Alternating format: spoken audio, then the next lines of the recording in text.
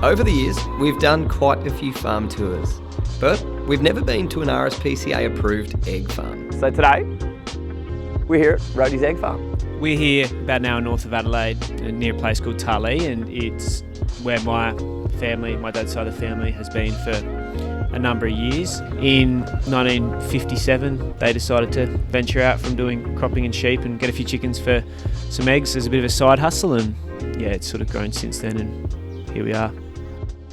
So this is how we start the day. We go and check each flock just to make sure they've got feed, water, and there's nothing mechanical that's broken down overnight.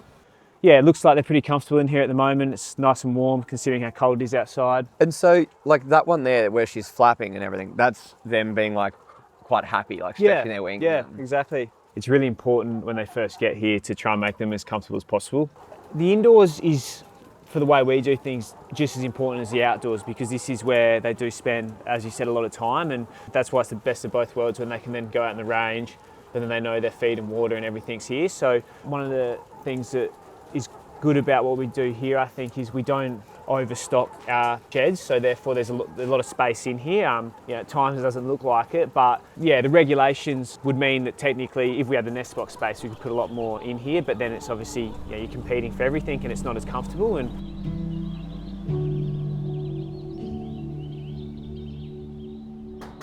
This is James, and he's the operation manager here at Rohde's. Morning!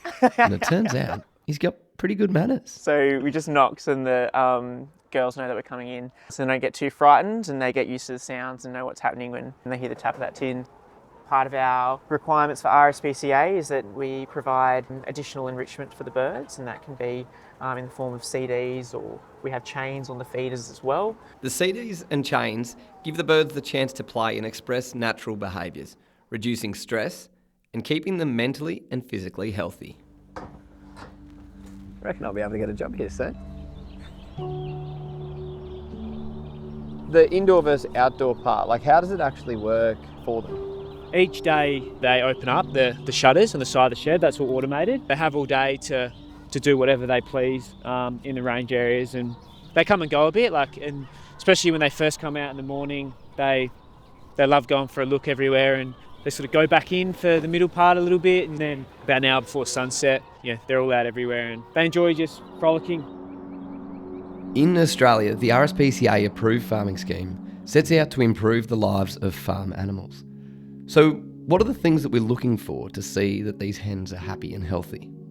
So when you look at the birds, you want to see that the birds have enough shade to protect themselves from the environment. You want to see them scratching, dust bathing. You want to see them pecking at their forage. And you can tell by, just looking at the ground how there's been lots of activity around here. So that just gives you an indication that the birds are comfortable. Just the expression of all those natural behaviours which the standards are trying to address. We've been in a longer term journey with Rohde's, and you can see that these guys are very interested in higher welfare practices, and the vision longer term is that we'll have a lot more producers in this particular program and expand higher welfare egg production. About nearly 18, 20 years ago, when Mum and Dad, sought after the accreditation, and at that point there was a lot of uncertainty around what's free range, and they wanted a point of difference, to make it a little bit more credible that we are free range. And so, what is free range?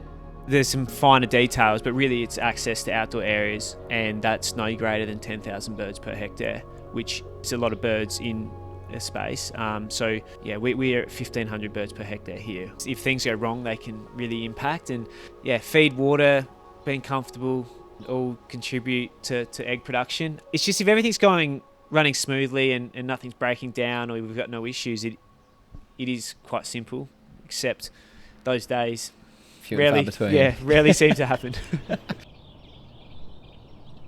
7 days a week, 52 weeks of the year, the eggs need collecting. A shed like this one will have about 4,500 eggs that need collecting. And today, of all days, it turns out the team need an extra set of hands. All right, Ollie, so this is where we come daily. to pack the eggs. All eggs go into these trays, Oh yeah, here they come. and then we do 6 trays high. You need to keep up. How am I going to know if they're cracked or not? There's no logic to this. I don't think you're going to get a job.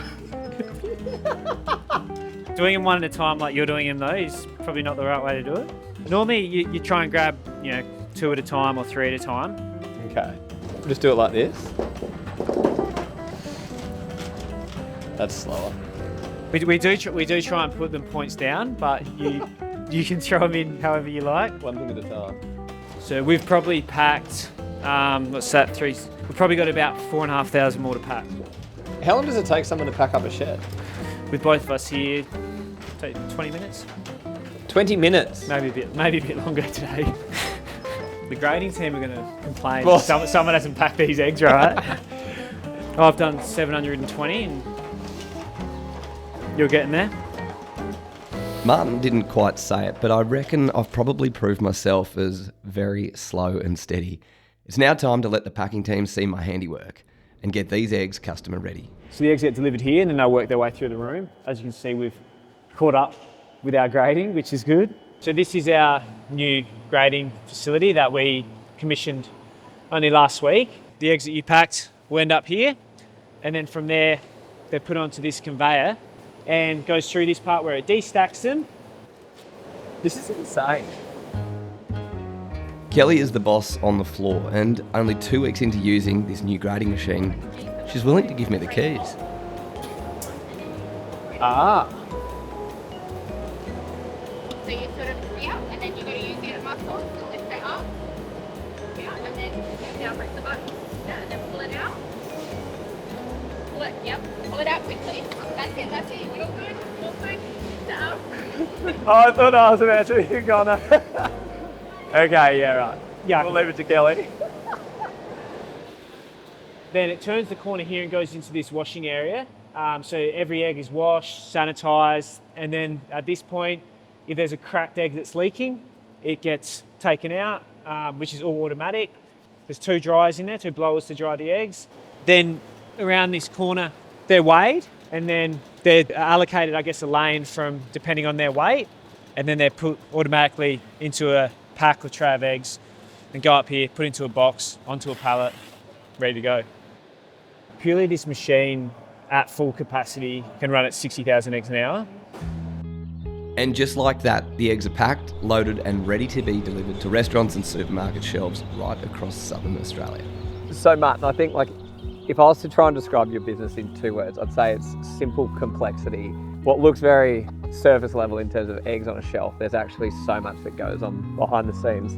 Yeah, it's a good way to summarise it. It just takes a lot of care and I guess a lot of hard work, and you've seen a glimpse of it today from, we've got birds that arrived only a couple of days ago that haven't even started laying yet, and then you now see the rest of the process through to the packaging and getting ready for distribution. I think we've never really put a number of chickens or anything on the board, because I don't think that's something that we've ever done. Mum, Dad, my grandparents, that's never been a driver of what we do. I think we try and stick pretty true to just, ticking along and trying to run a business that, people enjoy working at, that hopefully is profitable and continue to grow.